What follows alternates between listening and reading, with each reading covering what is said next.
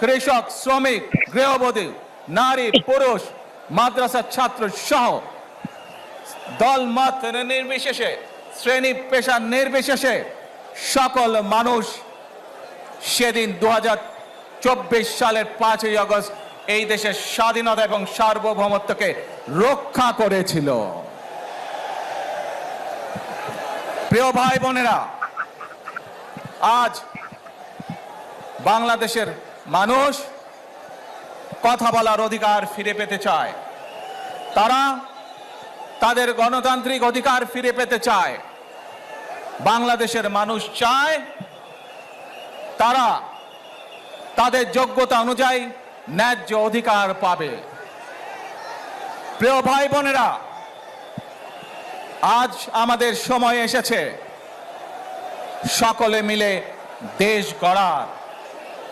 এই দেশে যেমন পাহাড়ের মানুষ আছে, এই দেশে একইভাবে সমতলের মানুষ আছে।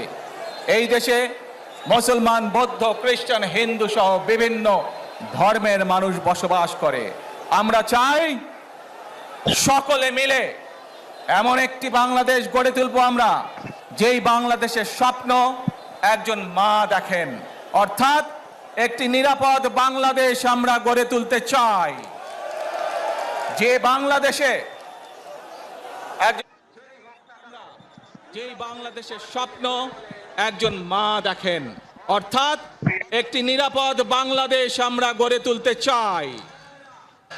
যে বাংলাদেশে একজন নারী, একজন পুরুষ, একজন শিশু যেই হোক না কেন নিরাপদে ঘর থেকে বের হলে নিরাপদে ইনশাআল্লাহ ঘরে আবার ফিরে আসতে পারে। প্রিয় ভাই বোনেরা, এই দেশের জনসংখ্যার অর্ধেক নারী, 4 কোটিরও বেশি তরুণ প্রজন্মের সদস্য, 5 কোটির মতন শিশু, 40 লক্ষের মতন প্রতিবন্ধী মানুষ রয়েছেন, কয়েক কোটি কৃষক, শ্রমিক রয়েছেন। এই মানুষগুলোর একটি প্রত্যাশা আছে এই রাষ্ট্রের কাছে, এই মানুষগুলোর একটি আকাঙ্ক্ষা আছে এই দেশের কাছে। আজ আমরা সকলে যদি ঐক্যবদ্ধ হই,